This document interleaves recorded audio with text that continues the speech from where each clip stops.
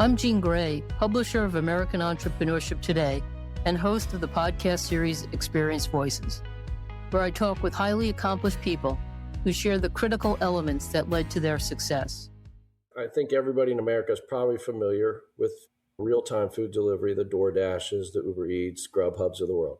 So this is just designed to be a lot less expensive, and we're using robotics to achieve that end. Two robotics. One is an autonomous vehicle that gets the food from the restaurant to the curb outside your house. There are great ideas, and then there are those who have the experience and skills to actually execute them. Welcome back to Experience Voices. Today we're exploring how robotic food delivery is being completely reimagined through autonomous zero-commission service. Our guest is Stephen Burns, founder and chairman of NoTip, a company tackling one of the largest untapped opportunities in local commerce, reinventing the last mile.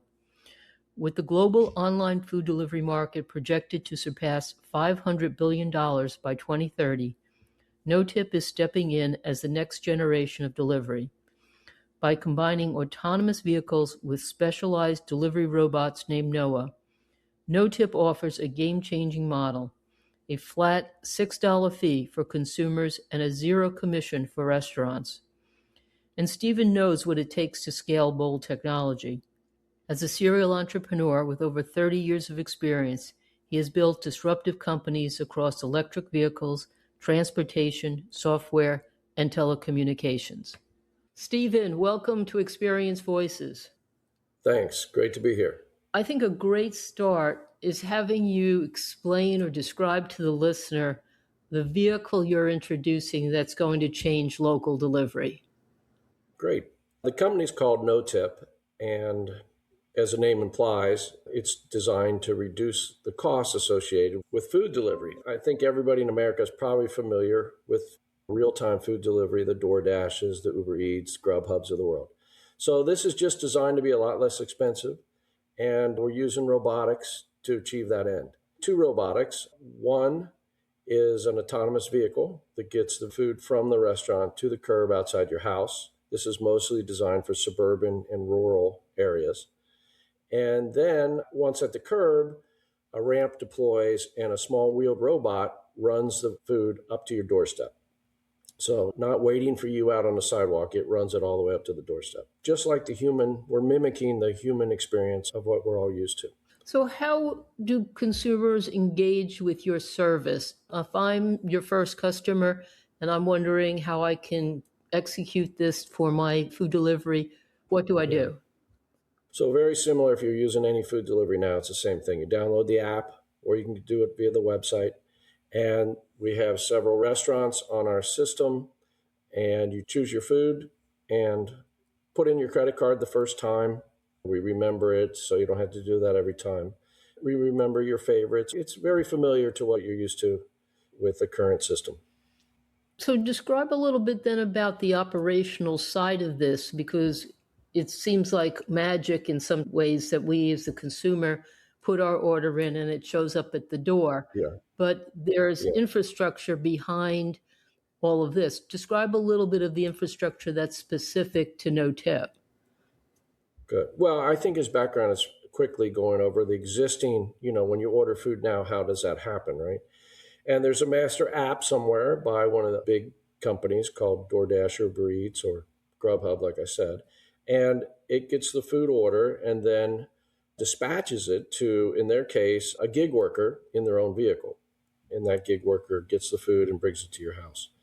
And since we are trying to dramatically lower expenses, we're trying to do two things. We're trying to eliminate the gig worker and have a vehicle more built for purpose than just a person using their own car that may or may not be suited for delivery. What if somebody's using a big SUV or Suburban, which happens constantly? So we're optimizing the vehicles, we're making them for purpose, and we're endeavoring to lose the human altogether. But like all this autonomous stuff, robo-taxis, for example, that are shuttling humans around, we are introducing it slowly, human monitor inside the vehicle for now, watching everything, and we'll slowly lose the human. You own the vehicle. We own the vehicle and the robot. Okay, so describe a little bit of, is this vehicle just like a little car, or describe a little bit about how you did your first Yeah. prototype? One of the things that started this was just the imbalance of using a 5,000 pound vehicle to deliver a 3 pound pizza. I just thought that was out of proportion, right? If you really think about it in those terms, all the steel, everything wrapped around a car that was built to shuttle humans and protect humans is not necessary for this purpose, right? So we are building a three-wheeled vehicle, which is the government classifies as a motorcycle. So it's three wheels. It weighs a third of a Tesla, just as an example. And it's only designed to protect that robot and that pizza. And it's so optimized that it only uses 3 cents of electricity for every mile that it travels. So our typical scenario in suburbia is the pizza joint is 3 miles away. So it's a 6 mile round trip to get that pizza there. And so that's 18 cents worth of electricity for that full trip. And we're building this again, since it's only designed to shuttle food around, very low maintenance. The fuel, the electricity is our biggest cost, and that's 18 cents in that scenario. So that just gives you a little feel for how economical this can be once we fully implement everything. So there's no human in the vehicle, and the vehicle, since it's designated as a motorcycle, it merges directly in with regular traffic? So a lot of folks ask about drone delivery, right? And I tell them if every food run and every milk run and every run for small packages was drone delivered, it would probably literally darken the skies. Right? Some things just aren't suited for it. But we could have all that on US roads and you never even know. They're built for that. And, as you're bringing automation to something that is very, very manual, an app dispatching to a gig worker that's using their own vehicle and their own GPS to get to your house and drop the food off, that's as basic as you can get. That hasn't changed since a guy was probably doing it on a horse. Bringing automation to bear on a very manual problem, you try to mimic what you can, what works well, but the inefficiencies that come from having a human in there and random vehicles. If you look at any major fleet in America, if I say UPS to any American, they can probably conjure up immediately that brown square truck, right? Or a post office truck, or a FedEx truck, or even an Amazon truck, right? And that's because those companies, those successful delivery companies, have all figured out that you've got to have a consistent fleet so you can do maintenance properly and you can anticipate when there's going to be problems. We worked with UPS for a long time at a company I started 20 years ago making electric step vans for them. And in the diesel step vans that they were currently using, that they'd been using for 60 something years, they knew that the ignition switch, the key switch at that time, wore out at 120,000 miles. So they replaced it at 100,000, right? So those are successful fleets. Those are how you drive down cost. And then if you can take the human out, you start to realize that it's better on many fronts, right? A lot of people just don't like a stranger on their doorstep at night. If you Google food delivery in America, it comes up as one of the most dangerous jobs in America. It's more dangerous than construction workers. It's more dangerous than police officers. And you're like, how can that be, right? And, they're trying to piece together why, but a lot of it's just that it's usually younger folks being drivers. They're always in a hurry because they're trying to turn the orders quickly to make a decent living. And they're usually looking down at their GPS, not being in familiar territory. Then once they get there, then they've got to get out. They can trip and fall. They can slip. They can get bit by the dog, and anything can happen on the doorstep. And then we get into a lot of kind of cleanliness issues. A lot of people don't like the driver smoking in their car with their food. Or I don't think I'm going out too far when I say, a lot of fries have been stolen in the car. Yes. So all those things go, well, robot doesn't do any of that. Are you sure? No, I'm pretty sure.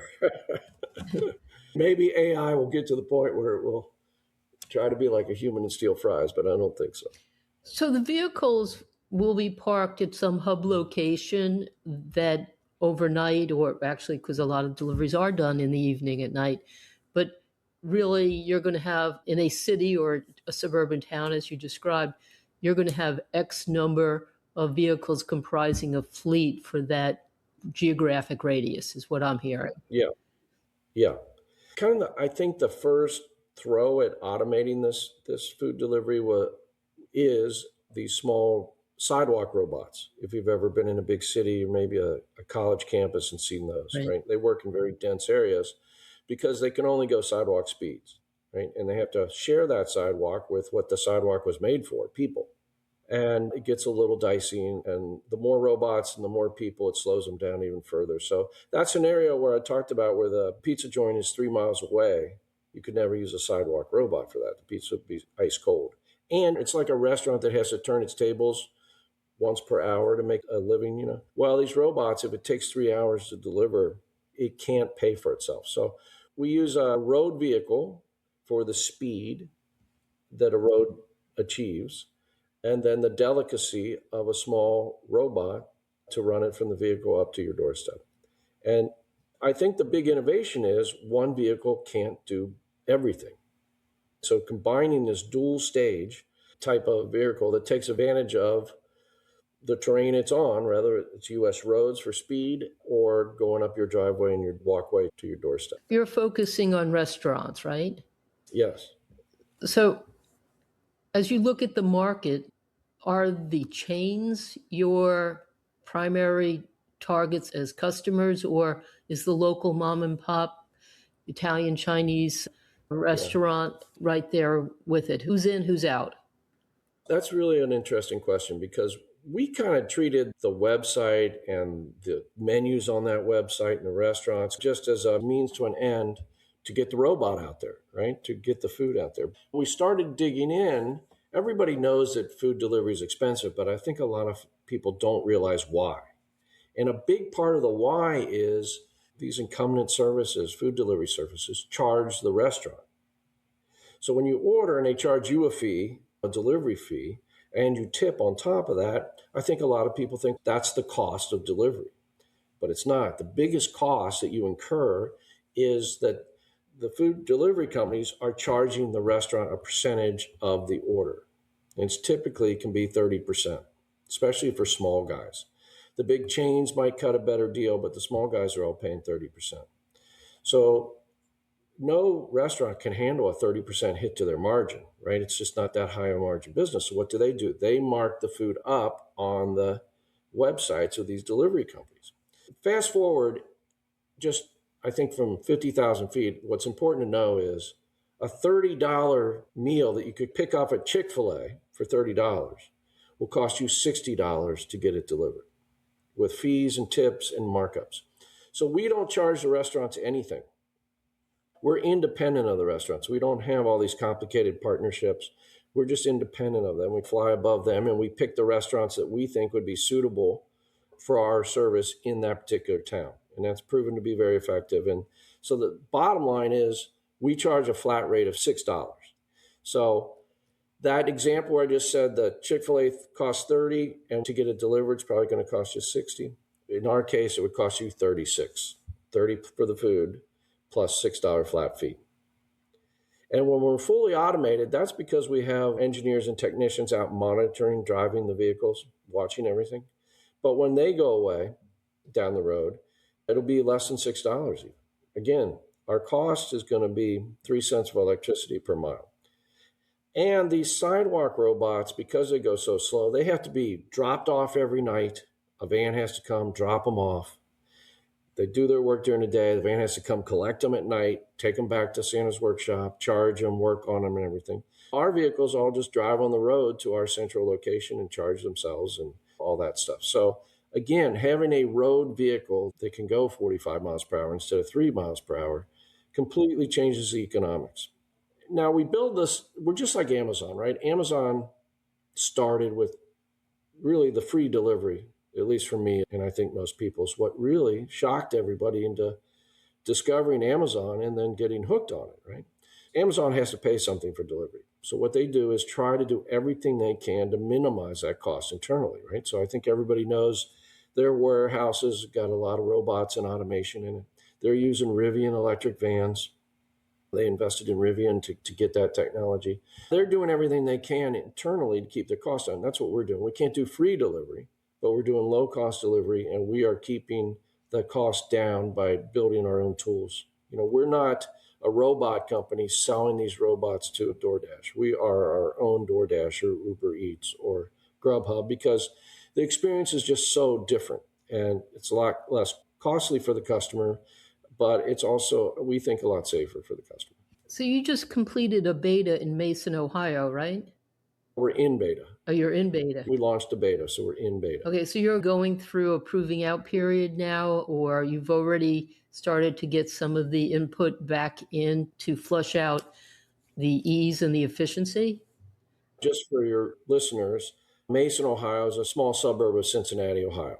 It has 39,000 residents, and it happens to be the hometown where we're headquartered. So we thought, let's do that as our first city, right?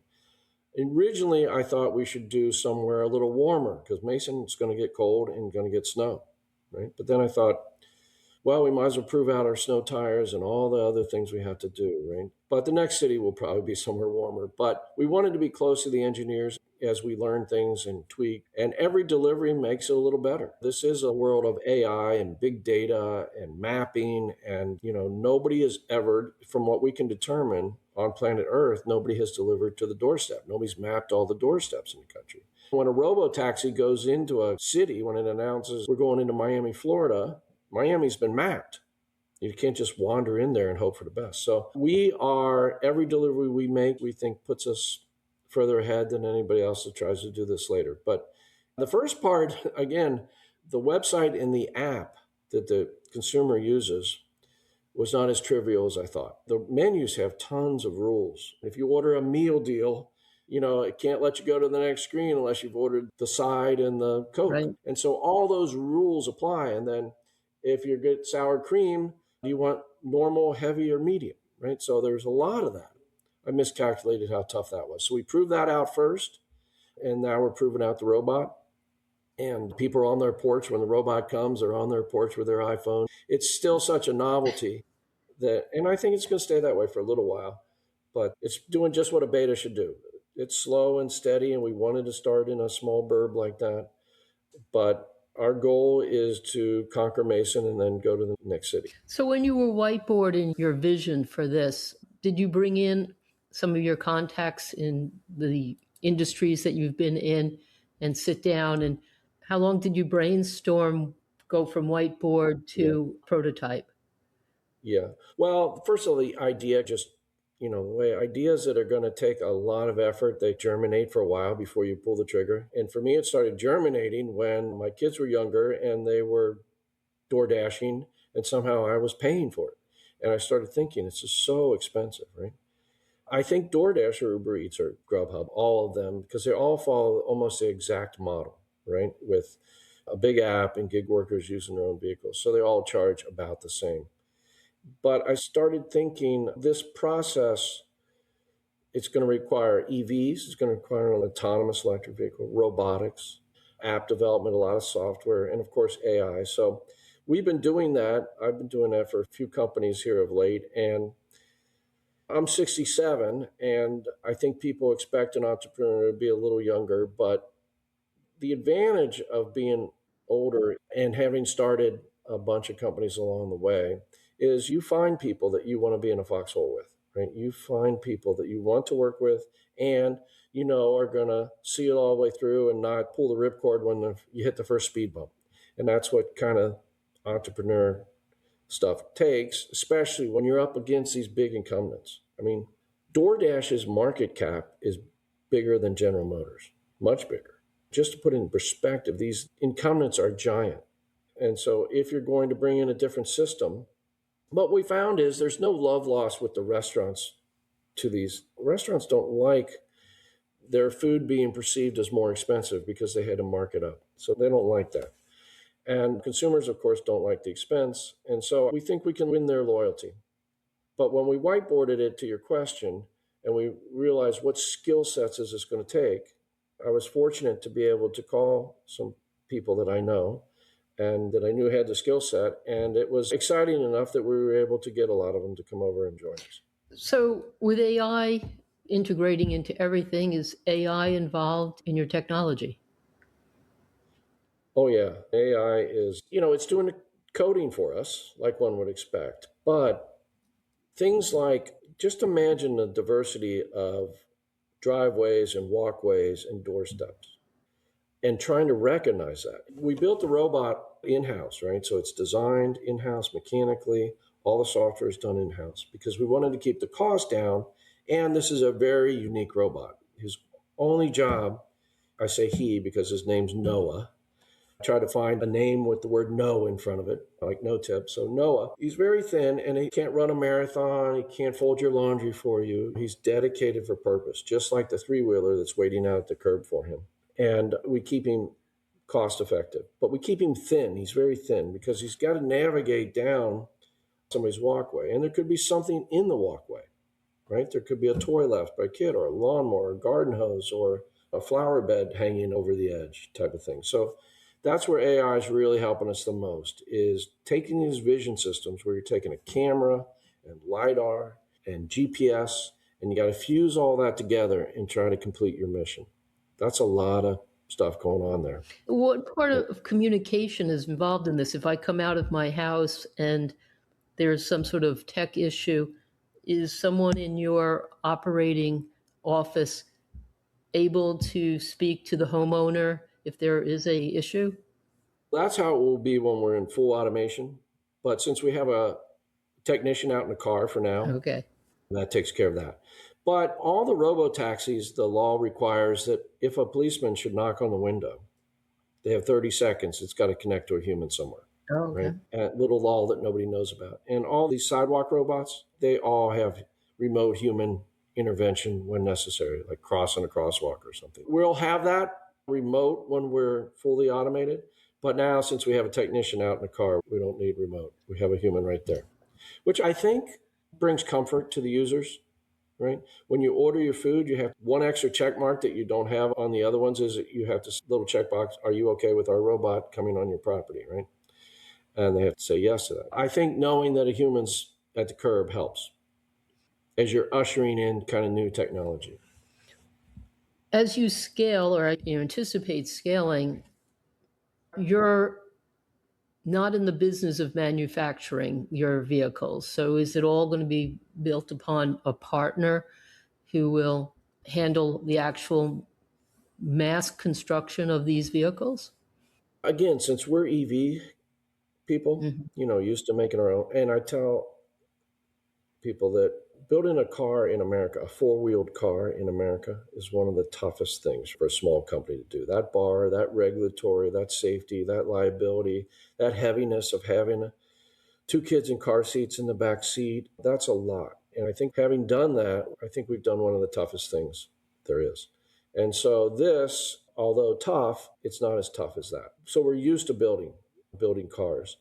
And so we're for sure going to manufacture the robot in house. I think we've made it very manufacturable. And again, it's going to change so much over the next 5, 10 years, right? We don't want to have some third party company where we're constantly saying, okay, now change this. And change. We want to keep that in house. When you have something changing so fast, Tesla had 2,000 engineering changes the first year the Model S came out. And if they had somebody else building their vehicle, I don't think Tesla would be here today. You've got to be able to react quickly and inexpensively, be able to do all that kind of stuff. On the three-wheel vehicle, I don't know how that will work out. The hardest part of the three-wheel vehicle at this point, we have the vehicle done. The hardest part is the regulatory around the autonomous driving. And that's all software and sensors.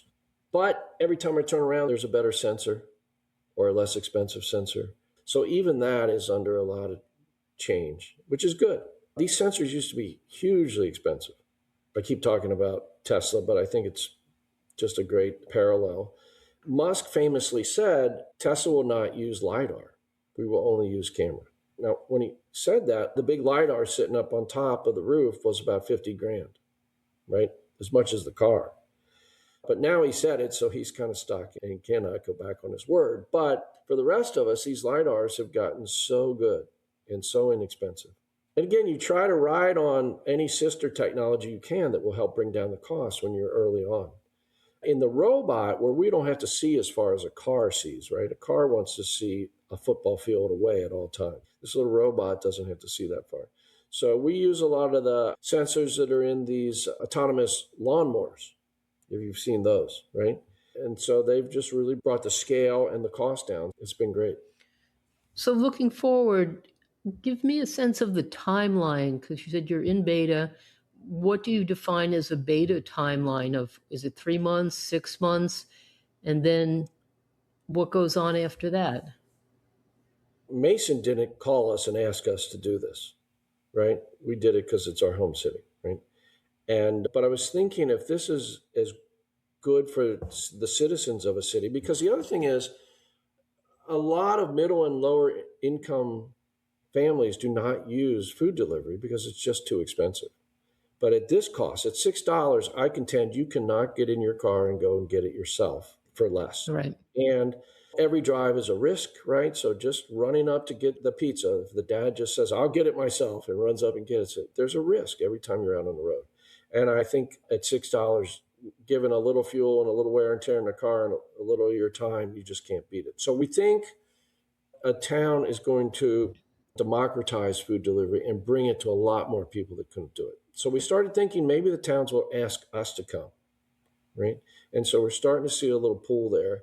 And so I thought we would wait to announce our next town, to your point about timing, until Mason was really buttoned up. We were through beta and everything. But I think we've got enough learnings even in beta here it will take us 6 months to set up in the new town anyway, that we might announce the new town, the next town, here shortly, while we're still in beta in the first one. Is a setup for whether it's Mason or any town tied to a certain number of your vehicles and robots being dedicated? Meaning, if you go to the town next to Mason, it's just not one vehicle. You have to do 10 or 30. Give a sense of what that commitment is to be able to really serve that market. Yeah.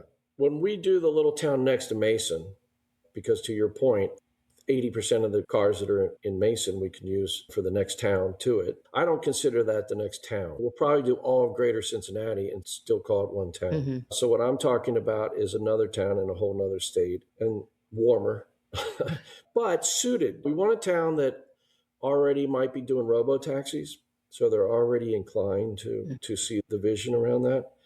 At the end of the day, I think our pitch to the town, when we get far enough for the autonomous part of it, is, again, going to the premise that food delivery is the most dangerous job in America. So if there's a wreck, it's not just the food delivery driver, the gig worker. He or she probably hit somebody. I think we'll be able to prove pretty shortly that we're safer than an 18-year-old hustling in his Suburban. Yeah, but a town similar, back to sort of full circle, is a 39,000 person town like Mason. Let's just say they're in Kentucky, maybe a little warmer. Is this 5 vehicles you think would end up having, or 10? Just give me a sense of the scale of, is it just per capita, the number of families? Since this is so new, it's very difficult for us to gauge. Now, as we roll out different towns, we'll be able to gauge a little better, but we're really focused on how fast can I build a robot if I have to? And even if the robot has to be in a conventional vehicle at first, the robot's a unique part right now. So we think if we get surprised in a town, and maybe humans have to deliver until the robots catch up, or humans have to help. But it's one of those deals where, I feel like I'm a Musk groupie here because I'm talking about him so much. But when Musk was trying to land the rocket booster on the platform floating in the ocean, where every NASA booster is at the bottom of the ocean from every NASA flight. So in other words, that's the high bar. So when he missed the first 6 times, right? And they put the microphone in front of him like, this is, you're toast, mister. That's it. Obviously, you missed. You did bad, right? He knows that he's no worse than NASA. It's at the bottom of the ocean, never to be used again. So here, I know that worst case, I've just got to get the food there in a timely manner safely. Because the bar is a kid in his Suburban a stranger walking up on your porch. So I feel like we can go to a town, and if we misjudge at first, if we're more popular than we thought, we might get a little behind, but the food will always get delivered, and we will slowly catch up, or fast as we can, we'll catch up with the robot. So scaling is a little different because hardware is involved. Since we're not using somebody else's vehicles, where when Uber ride sharing rolled out into a new town, they didn't have to guess how many vehicles do we need. They just signed up a bunch of gig drivers, and as they needed them, they called them. So it's a little more heavy, but again, that's why we're keeping this robot so inexpensive, right? So that we can scale quickly without a lot of capital. So, as we wrap up, and we've touched so many different parts of your model, and you specifically were saying suburbia is a focus of the service.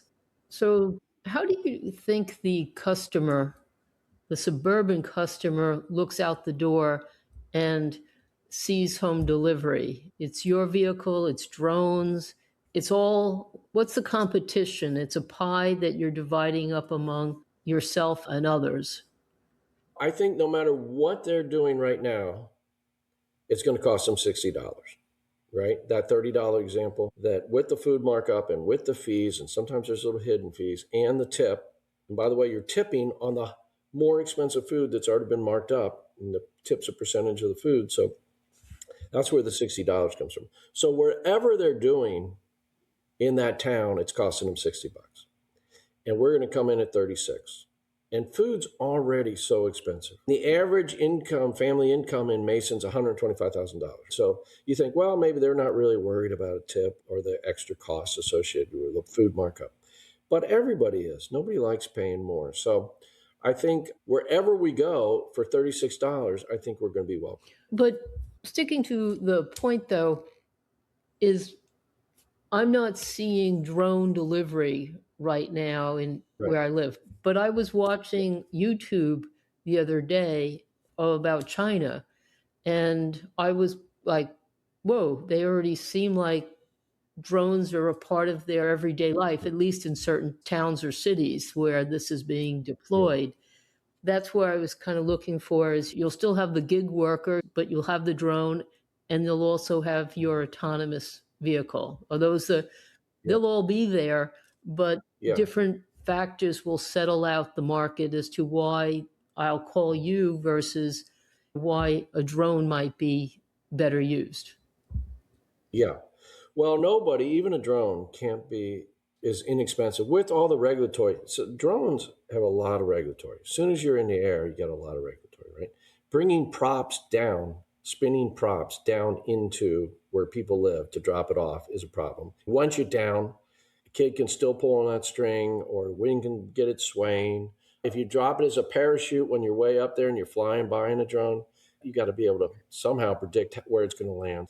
So a little robot running it up right now, this isn't something new. We're just mimicking what's done with the human, and we thought this was the best way to mimic it. But it will evolve, of course, right? And so we're trying to be nimble so that as a new sensor or a new this comes out or anything, we want to be on it. We want to be quick and nimble and just be the most advanced, safest. I think when people order a NoTip, they should count on it being a sterile experience. I don't think that's the best word. Sterile, because it's food. You want it to be sterile, right? But right now, for the last 15 minutes of a delivered food's life, with that incumbent takes it, the food delivery company is making more than the farmer that grew the food and the restaurant that made the food, right? And just for that last 15 minutes of life. So it's really imbalanced, and it can't stay that way.